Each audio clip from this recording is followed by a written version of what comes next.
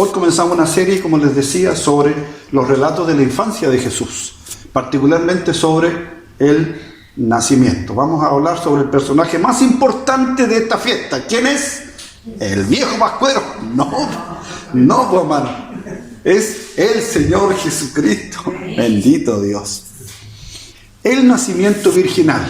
Espero que no se me asuste los que están aquí presentes y los que van a ver esta reflexión por las redes sociales. La infancia de Jesús es la etapa más desconocida de la vida del carpintero. Tenemos solo 2 evangelistas que hablan sobre la infancia y el nacimiento de Jesús, que es Mateo y Lucas. Mateo capítulo 1 y 2 y Lucas capítulo 1 y 2. Por lo tanto, esta etapa de la vida de Jesús tenemos que reconstruirla con los materiales que tenemos, tanto en el Nuevo Testamento como otras fuentes que hablan de Jesús. El Evangelio de Juan y el Evangelio de Marcos no hablan de la infancia de Jesús. Marcos habla de un Cristo adulto que aparece en el Jordán y se bautiza. Y Juan, el Evangelio de Juan, habla de un Cristo celeste, de un Cristo que habita en la eternidad. A Juan específicamente no le interesa el aspecto humano de Jesús, ni sus padres, ni dónde nació, no le importa eso. Sin embargo, si queremos reconstruir la infancia de Jesús, tenemos algunos problemas. ¿Por qué? Porque lo que nos dice la Biblia, el Nuevo Testamento, es un poco extraño.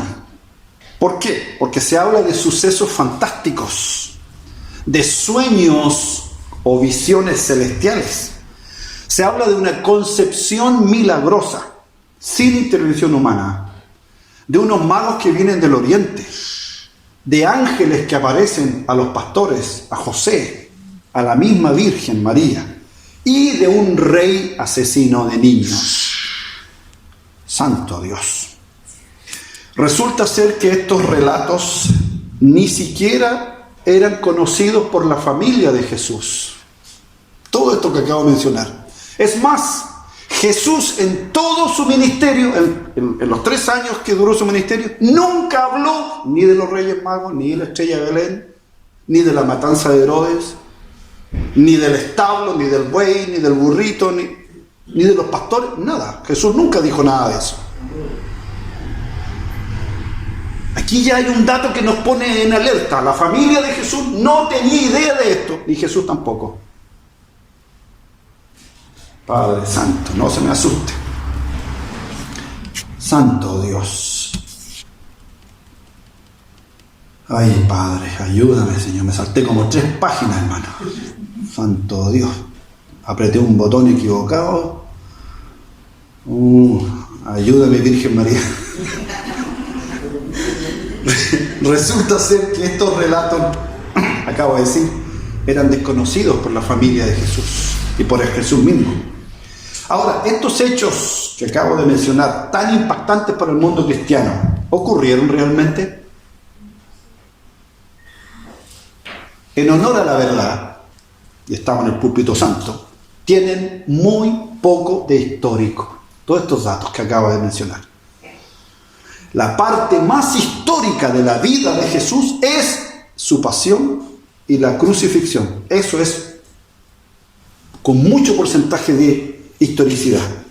Los relatos de la infancia fueron creados en una época muy posterior a la primera generación de creyentes.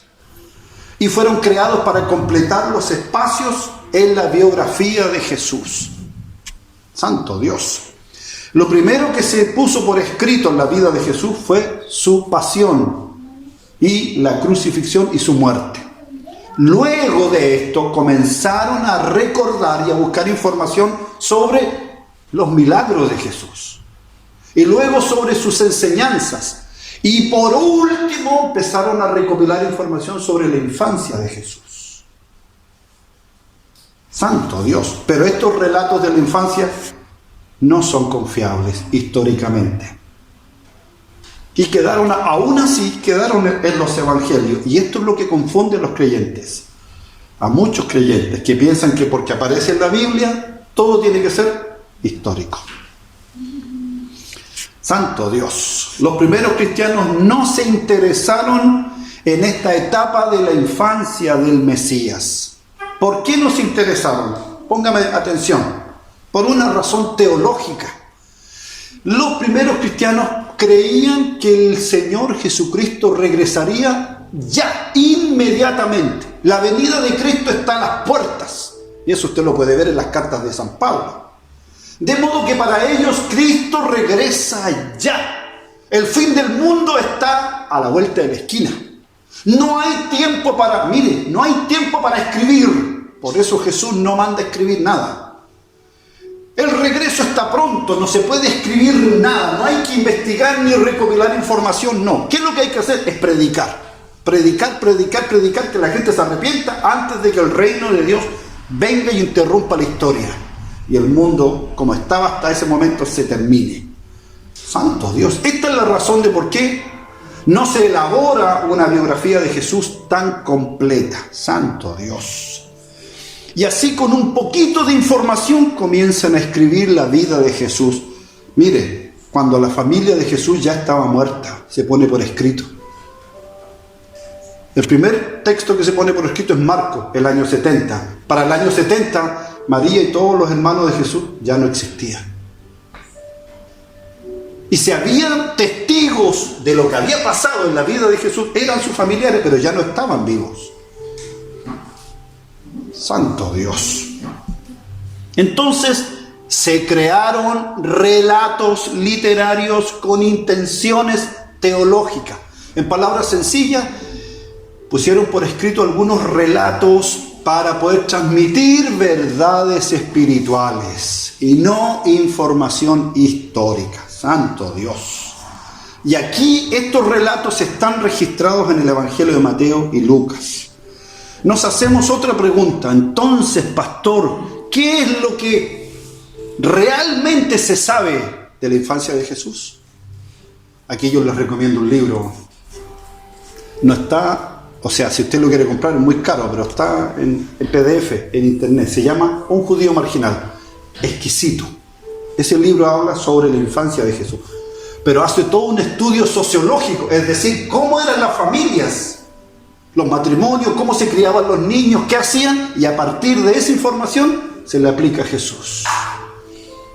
Santo Dios. La única fuente verídica que tenemos para elaborar la infancia de Jesús es el Nuevo Testamento, específicamente Mateo y Lucas, y unas frases sueltas de San Pablo por ahí.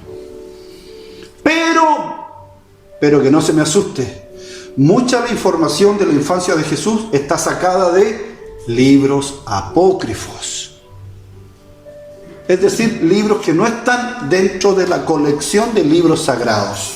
Yo traje algunos para que usted mire la pantalla. Algunos libros apócrifos que hablan de la infancia de Jesús son el Protoevangelio de Santiago. Este es un libro apócrifo. ¿Qué dice este libro?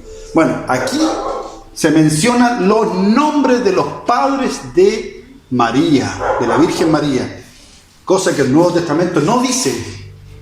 En este libro dice que los padres se llamaban Joaquín y Ana.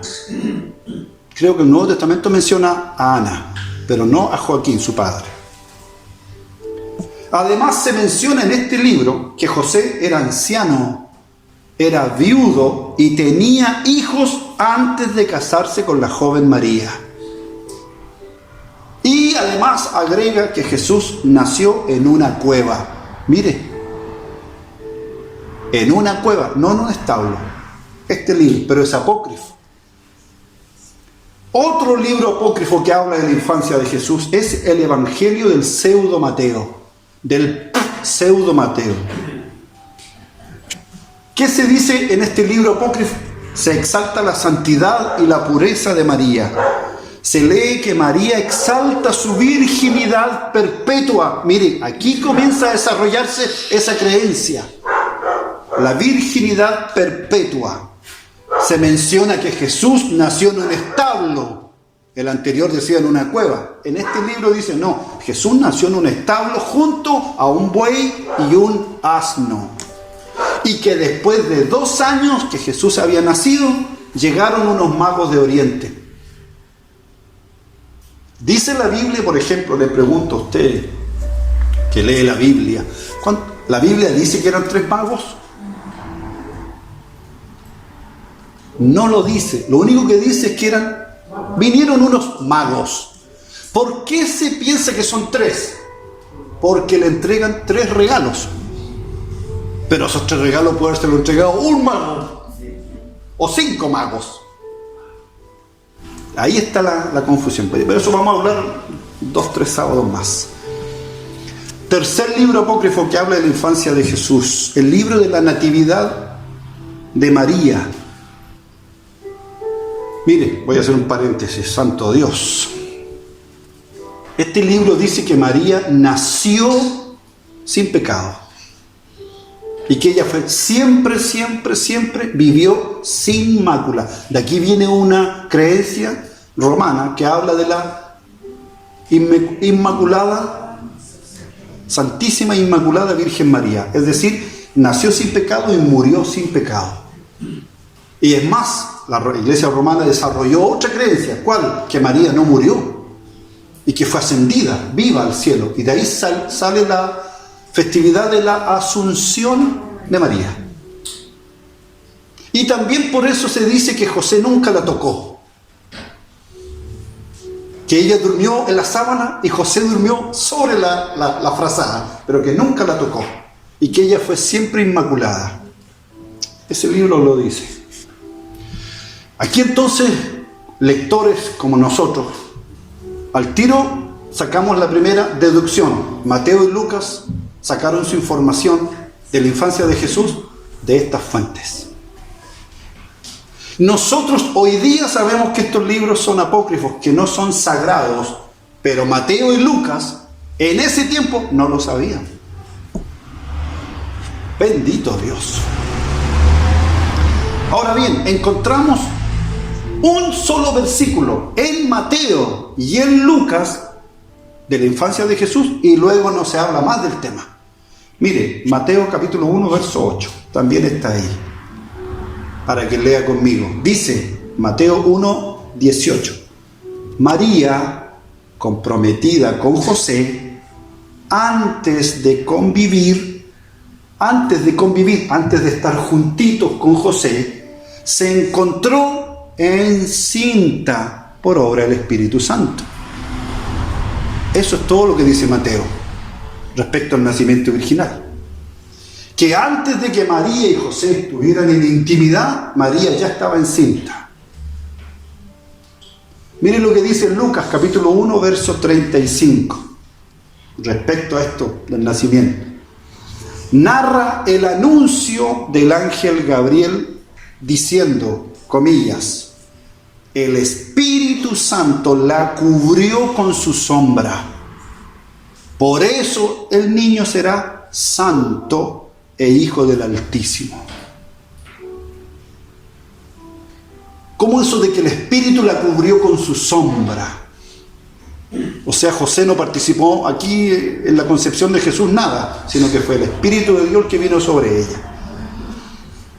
San Pablo, el escritor más antiguo del Nuevo Testamento, porque aunque usted no lo crea, las cartas se escribieron antes que los evangelios. Señala en la carta a los Gálatas, el año 53, Gálatas capítulo 4, verso 4, la siguiente declaración. Mire la pantalla. Al llegar la plenitud de los tiempos, envió Dios a su Hijo, nacido de mujer, nacido bajo la ley. ¿Dice Pablo que Jesús fue engendrado por el Espíritu Santo? No. ¿Dice que nació de una mujer virgen? No. Parece que Pablo no tiene esa información. Lo único que dice, Jesús nació de una mujer. Santo Dios. La expresión nacido de mujer da a entender que Pablo no tenía la menor idea del nacimiento virginal. En Romanos capítulo 1, verso 3, mire, estoy citando solo el Nuevo Testamento. En Romanos capítulo 1, verso 3, estamos en el año 57. Dice así, comillas, Jesús nació del linaje de David. Según esta palabra, hay que interpretarla bien, según la carne. ¿Qué significa según la carne? Claro, según la carne, fue engendrado, eso está diciendo, fue engendrado por dos personas que eran de carne. Porque si hubiera sido, bueno, a veces más carne que hueso, pero ese es mucho. Pero no dice que fue engendrado por el Espíritu, ni que era un ser espiritual. Dice que era según la carne. Santo Dios. No se me asuste, por favor, escúcheme hasta el final. Nuevamente, Romanos capítulo 1, verso 3, no hacen ninguna mención al nacimiento virginal, ni tampoco a María. ¿Por qué? Porque en este año 57, en esta época María, su madre, todavía no era una figura importante dentro de la iglesia cristiana. Por eso Pablo la ignora absolutamente. Marcos, el primer evangelista del año 70, tampoco menciona el nacimiento virginal de Jesús. ¿Por qué? Porque a Marcos no le interesa la infancia de Jesús. A Marcos le interesa el Jesús adulto que se bautiza con Juan. Pero sí tiene un versículo donde revela su ignorancia respecto al nacimiento virginal. Lea conmigo la pantalla. Marcos 6:14 dice: Jesús extiende ya su fama. Hago una pausa. Es decir, Jesús era muy famoso, muy famoso. Todos sabían de él, todos lo conocían. Bien. Se enteró el rey Herodes.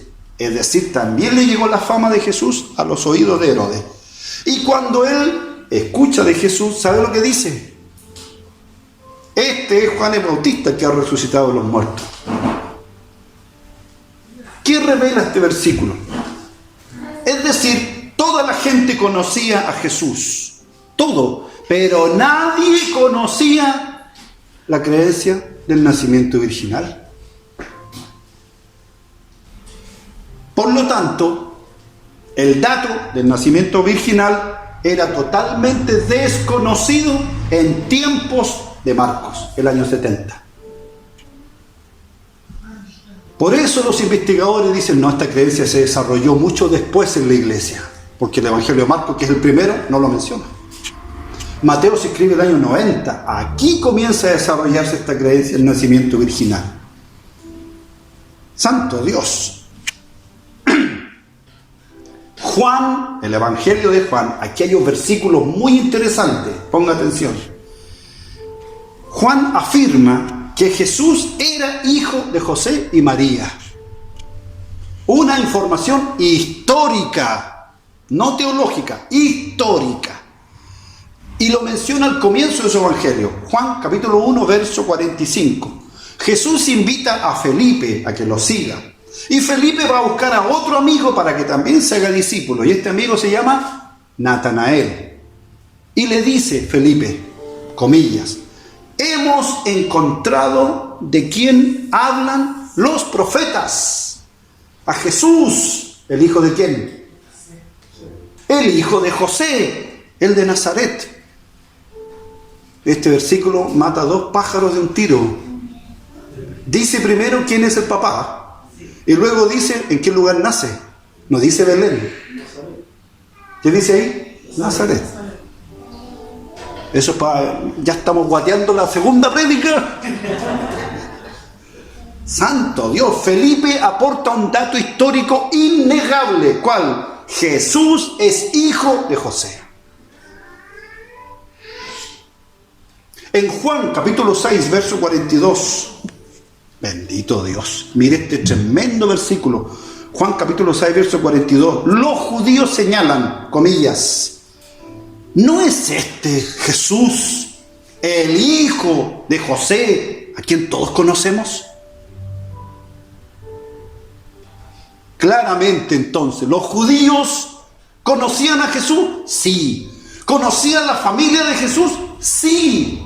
¿Conocían del nacimiento virginal? No. Porque no aparece allí. Todo el resto del Nuevo Testamento señala que Jesús es hijo de José. Solo Marcos y Lucas señalan que tuvo un nacimiento virginal. Todo lo demás de la infancia de Jesús es creación literaria posterior de la segunda y tercera generación de cristianos. El resto de los libros del Nuevo Testamento ignora completamente el tema de la infancia de Jesús y del nacimiento virginal. Santo Dios. ¿Cómo interpretamos entonces esta expresión que aparece en el Evangelio de Mateo, donde dice que José no conoció a María? Usted sabe que ese término conocer también aparece en el Génesis cuando dice y Adán conoció a Eva, y producto de este conocimiento nace Caín, que es el mayor. José no conoció a María, es decir, no hubo intimidad allí. Bien, pero hoy, esta es la interpretación oficial, la que siempre hemos escuchado, pero hoy al leer el Nuevo Testamento con calma, y solo el Nuevo Testamento, no estoy pensando ni en la ciencia ni en nada, solo el Nuevo Testamento, vemos claramente que el Nuevo Testamento afirma que la familia de Jesús, escúcheme, no creía en Él. Este es un dato importante. María y sus hermanos no creían en Él. Usted me dirá, pero pastor, el Evangelio de Juan dice que María estaba a los pies de la cruz porque Jesús le dice, Juan, he ahí tu madre. ¿Sí o no? Y a la madre le dice, María, mujer, le dice, mujer, he ahí tu hijo. Bueno, pero esa mujer que aparece en el Evangelio de Juan no es la Virgen María. Esa mujer es un símbolo de la comunidad de cristianos.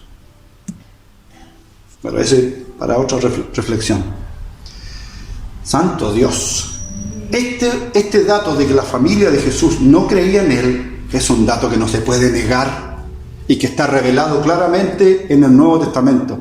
Y mire, y es un dato, este dato de que la familia no creía en Jesús, es un dato que revela, lo voy a explicar de esta manera.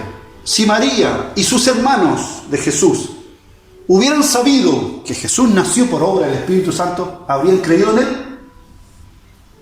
Sí, porque habrían dicho, oh, nació sin intervención humana, es hijo de Dios, del Eterno. Por supuesto que vamos a creer en Él. Pero ¿por qué no creían en Él? Porque era un ser humano. Y usted sabe que ningún profeta tiene honra. Termina el proverbio. Ningún profeta tiene honra en su propia tierra.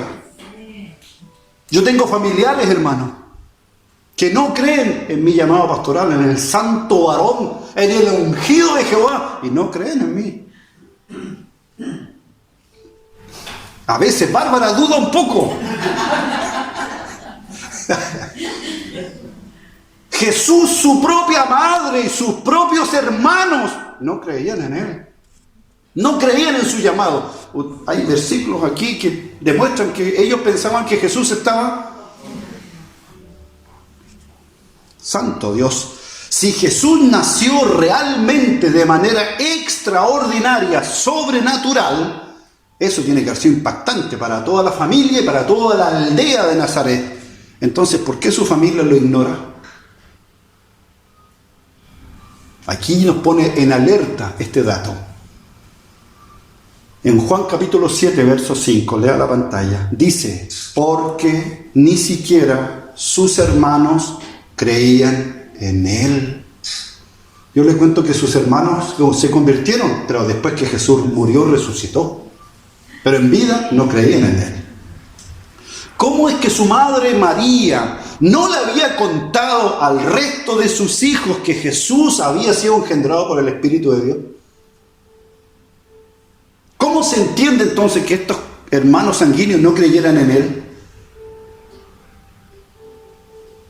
Conclusión lógica es que el Nuevo Testamento afirma que su familia, la familia sanguínea de Jesús, no tenían ningún conocimiento de esta creencia del nacimiento virginal. Padre Santo. Santo Dios. Otro punto importante, yo quiero que usted piense, eso es lo que quiero, no que llore, que piense, porque eso genera más transformación. Y que he visto a gente llorar Que piense, porque eso produce transformación. Fuera de la Biblia existen muchos personajes que se supone nacieron de manera milagrosa. ¿En serio, pastor? Sí, le traje ejemplo. Y ningún lector moderno piensa que esos relatos son históricos. Muchos de esos personajes son contemporáneos de Jesús. Por mencionar algunos, miren la pantalla. 1. Perseo, héroe griego fundador de Micenas. Su madre, Danae. Cuentan los escritores que se le había anunciado a un rey que iba a morir a manos de su propio nieto. Y por ello, el rey encierra a su hija en una torre de bronce para que no tuviera relaciones sexuales con nadie. Sin embargo, el dios Zeus se transformó en lluvia, cayó sobre el techo y así su madre concibió virginalmente a este dios griego. Otro ejemplo, 2. Krishna, un enviado divino, era un pastor hindú del siglo XII a.C. Una noche su madre, Devaki, así se llamaba, oyó un gran trueno entre las nubes y de esta manera quedó embarazada. No por intervención humana, sino por una tormenta eléctrica.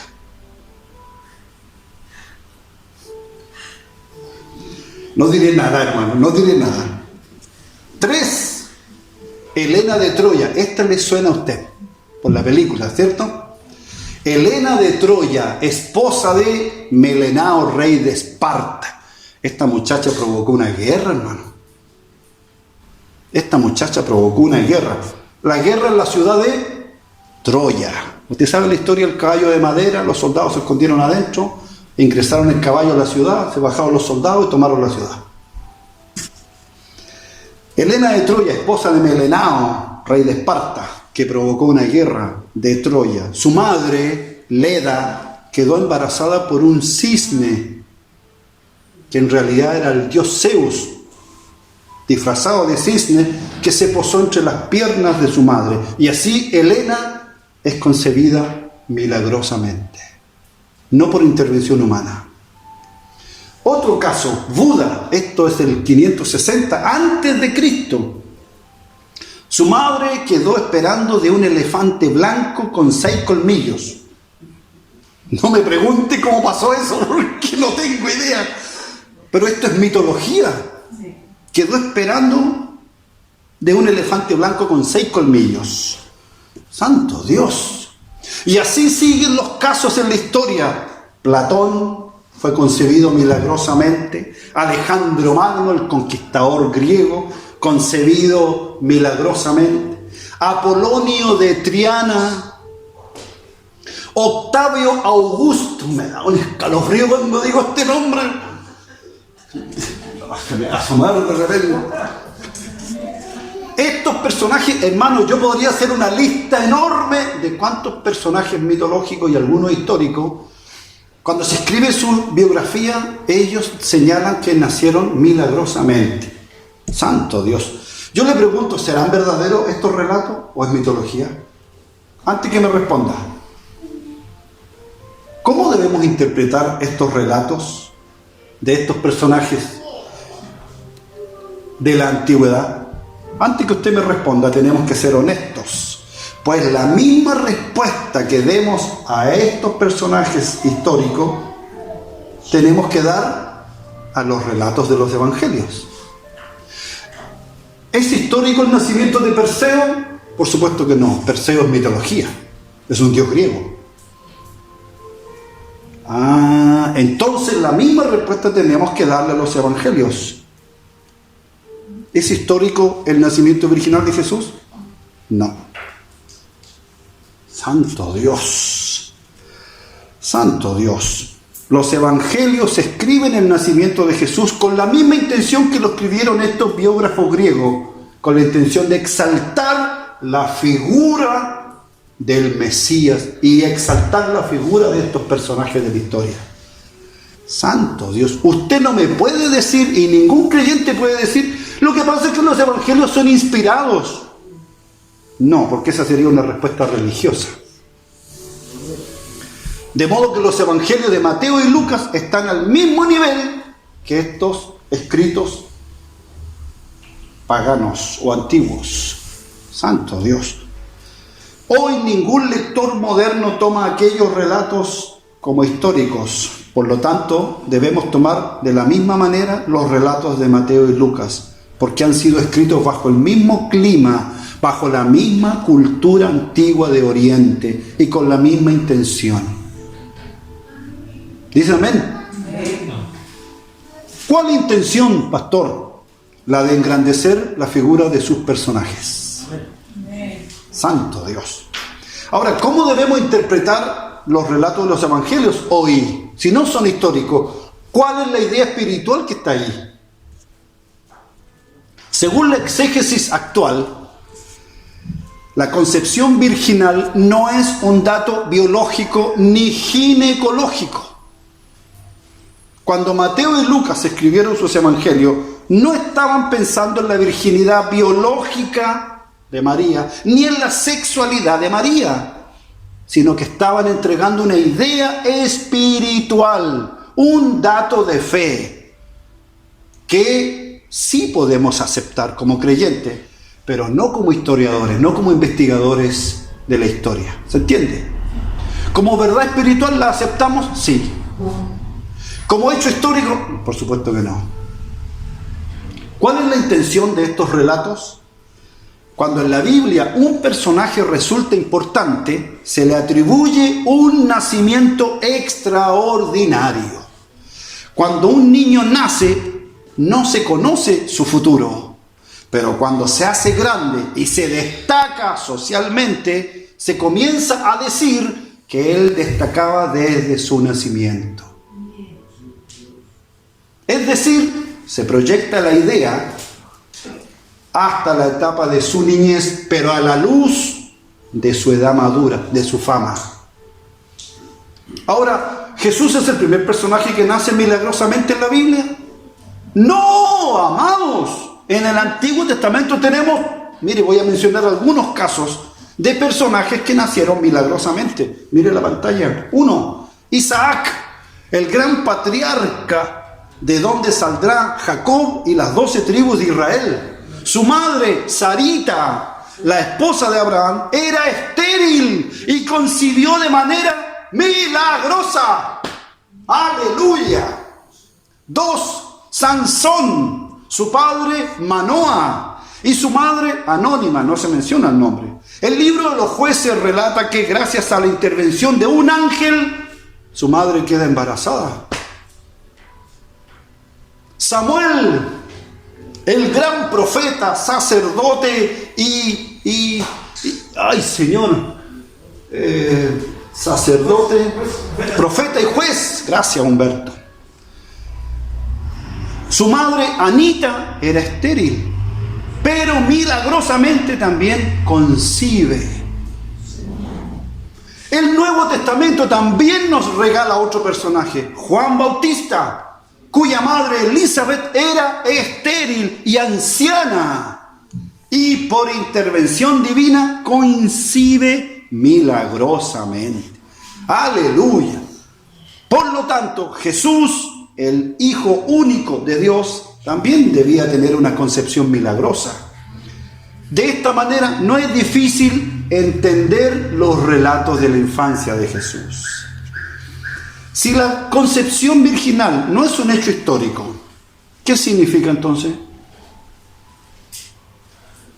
Mateo y Lucas no pretenden decirnos que María sea virgen físicamente, sino que utilizaron un género literario figurado para expresar una idea espiritual. El mismo género literario que usaron los historiadores griegos para hablar de sus personajes antiguos. ¿Cómo debemos entender entonces estos relatos de la infancia de Jesús? Mire, esta es la verdad que quiere enseñar. Que la venida de Jesús al mundo es un regalo extraordinario de Dios para la humanidad. Esto es lo que quiere decir el Nuevo Testamento. La idea que los evangelistas quieren transmitir es la del plan de salvación. Tal idea espiritual es verdadera para los creyentes, pero la virginidad de María no es real ni física, sino que es solo una manera simbólica de afirmar que la iniciativa del plan de la salvación viene de Dios, no del hombre, no de una familia, sino de Dios. Santo Dios. No lo tengo escrito, pero permítame compartirlo. Otra idea espiritual que está aquí encerradita, que no se percibe a simple vista, es que todos los seres humanos son un regalo de Dios. Todos. Y escúcheme, todos los seres humanos somos concebidos por Dios. Usted dirá, no, mi papá algo tuvo que ver aquí. Sí, pero el que da la vida es Dios. Usted y yo también fuimos concebidos por el Espíritu Santo, por el Espíritu de Dios. Y todos somos un regalo para la humanidad. Dice amén. Amén. Ningún ser humano es un accidente, un mal cálculo, un preservativo en mal estado. No. Todos los seres humanos, todos son engendrados por el Espíritu de Dios y todos son un regalo para la humanidad. Santo Dios, aleluya. De modo que, ¿cómo se desarrolla esta creencia del nacimiento virginal en la iglesia? ¿Cómo se desarrolla? ¿Cómo nace? ¿Cómo se evoluciona? Bueno, podemos suponer, esta es una propuesta. El cristianismo primitivo afirmaba que todo creyente que vive según el Espíritu de Dios es un hijo de Dios. Mire lo que dice Romanos capítulo 8, verso 15. Palabras de San Pablo. Dice, todos los que son guiados por el Espíritu de Dios son hijos de Dios. Ustedes no recibieron un espíritu de esclavos para recaer en el temor, sino un espíritu de hijos adoptivos que nos hace exclamar unas palabras arameas, Abba, Padre. Así el Espíritu Santo se une a nuestro espíritu para dar testimonio de que somos hijos de Dios. De modo que los primeros cristianos creían que todo creyente es hijo de Dios. Hoy día la teología ha mejorado este concepto. La teología dice, no solo los creyentes son hijos de Dios, todos los seres humanos son hijos de Dios. ¿Cierto que sí? Todos son hijos de Dios. No existe esto de hijos del diablo, hijos del mundo. No. Todos somos hijos de Dios. Todos. Ahora, los primeros cristianos pensaban y creían que todo creyente era hijo de Dios. Y esta era la idea común o que se adoptaba en la comunidad cristiana. Luego se le aplicó esta creencia a Jesús. Jesús también es hijo de Dios, pero de una manera superior, por obra, mire, y participación del Espíritu Santo. Y aquí se desarrolla la creencia. A partir de esta idea se deriva más tarde la concepción virginal y el nacimiento virginal. Por eso la Iglesia romana más tarde dice que María es virgen antes del parto y después del parto. Cosa que el Nuevo Testamento no dice. ¿Cómo entonces habría sido históricamente la concepción de Jesús? Históricamente Jesús fue hijo biológico de José y María. Espero que no se me asuste. Jesús fue hijo biológico de José y María, fruto del amor sexual de un matrimonio. De la misma manera en que se engendran todos los seres humanos. Ninguno de ustedes llegó a este mundo adentro de un repollo, ninguno. O dentro de un huevo. O los trajo la cigüeña. Todos somos producto de una manifestación de amor. Santo Dios, bendito Dios. En palabras más sencillas, estoy concluyendo. En palabras más sencillas, Dios, para actuar en este mundo, necesita mediaciones humanas. Si necesito que Dios proteja a mi hijo, lo va a hacer a través de otro ser humano. Si necesito que mi hijo se sane, será a través de mediaciones humanas, a través de un médico. Si los evangelios dicen que el Espíritu Santo cubrió con su sombra a María, es decir, Dios se valió de una persona que estuviera al lado de María y que la acompañara para allá, para acá, que fuera como su sombra. Y esa sombra que la cubrió permanentemente era su esposo José.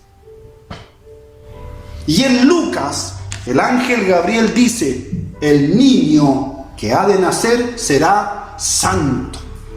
El autor no está pensando en que vendrá una paloma, o un aire misterioso, una luz, un rayo. No, sobre María. No, por supuesto que no.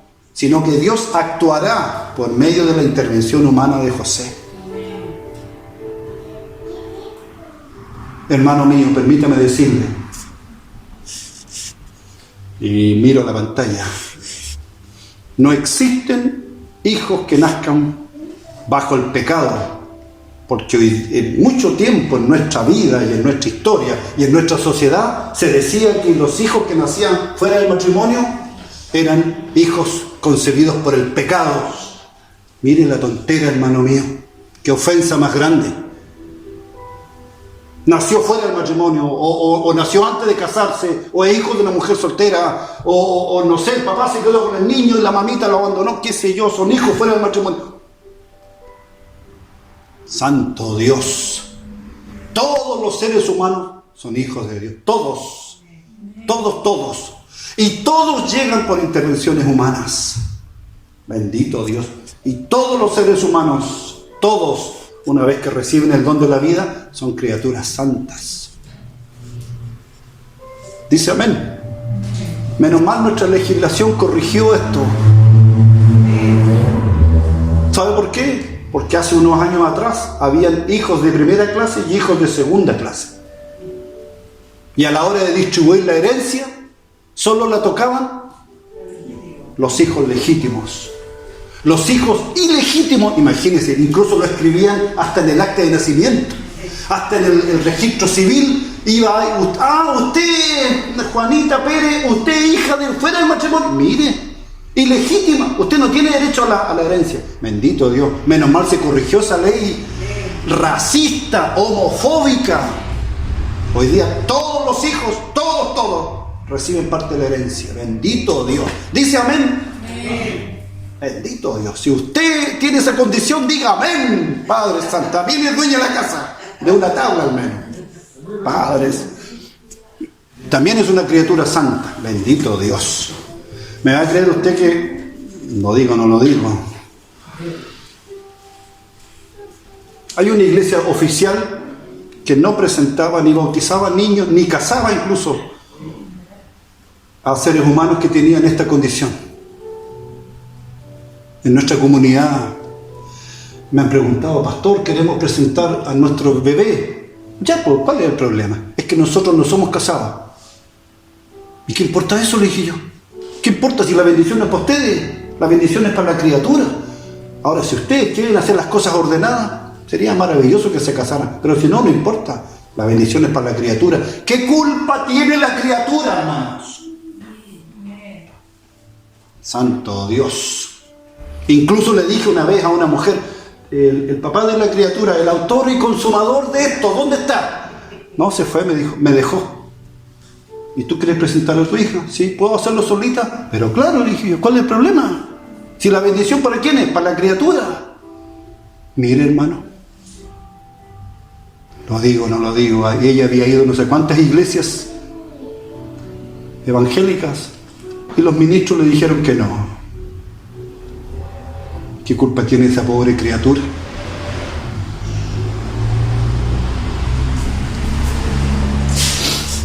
Santo Dios. Dice el temucano, todos son mis hijos. No sé si has escuchado ese canto tan lindo del huacho. Todos son mis hijos. Dios también dice lo mismo. Todos son mis hijos.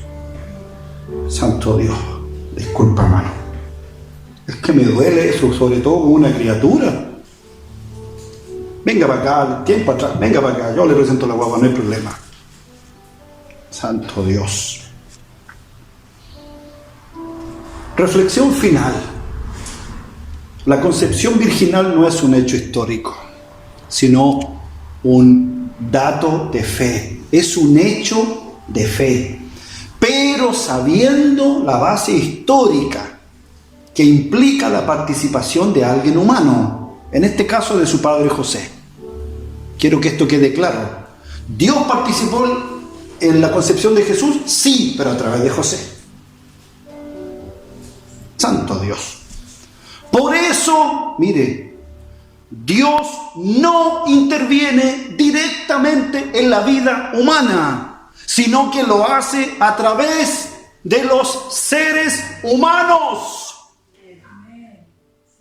Es decir, mire lo que voy a decir, amados, la presencia de Dios somos nosotros. Si queremos que Dios actúe en este mundo, tenemos que movilizarnos nosotros. Y por eso, si Jesús tenía que nacer, José, su padre biológico, tuvo que intervenir. Sin José no habría ocurrido el nacimiento de Jesús. ¡Aleluya! Santo Dios. En una ocasión, en un crudo y frío invierno, 3 hermanitos aguardaban en la orilla de un camino, debajo de un árbol, todos juntitos, a que pasara un vehículo y los llevara a su escuela rural. Justo pasa un vehículo, se detiene, suben al vehículo y mientras iban sentados todos juntitos atrás, calentitos, el menor de los 3 niños le pregunta al conductor: Señor, ¿usted es Dios? Por supuesto que no, contestó el conductor. ¿Y por qué lo preguntas? Porque mi mamá nos dijo que si oramos a Dios con fe, Él iba a venir a ayudarnos. Entonces, usted apareció. Para estos niños sencillos y humildes, aquel conductor amable era Dios. Y esto es lo que tenemos que aprender, y esto es lo que quiere enseñar el Evangelio, que muchas veces los seres humanos amables y buenos ocupamos el lugar de Dios frente a los demás. ¿Cuándo? Cuando compartimos lo que tenemos, cuando protestamos por alguna injusticia, cuando damos luz y consuelo a quien está agobiado, cuando servimos a algún necesitado. Santo Dios, cuando secamos una lágrima, cuando perdonamos una ofensa o una gran deuda, cuando defendemos a una víctima, estamos ocupando el lugar de Dios. Porque esa persona sabe a quién le van a dar gracias. Y sabe lo que van a decir en sus palabras. No fue la persona. Fuiste tú, le dice: Señor, tú me ayudaste. Bendito Dios. Dios no puede actuar en este mundo sin la ayuda de los seres humanos. Aleluya. Termino con una frase de San Ireneo, un padre de la iglesia del siglo II, que dijo esta frase: la providencia de Dios se manifiesta a través de la bondad del hombre.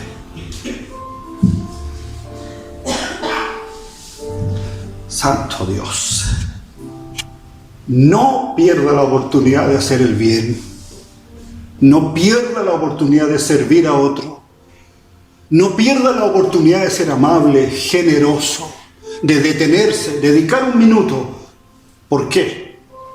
Porque puede que Dios esté actuando a través de usted.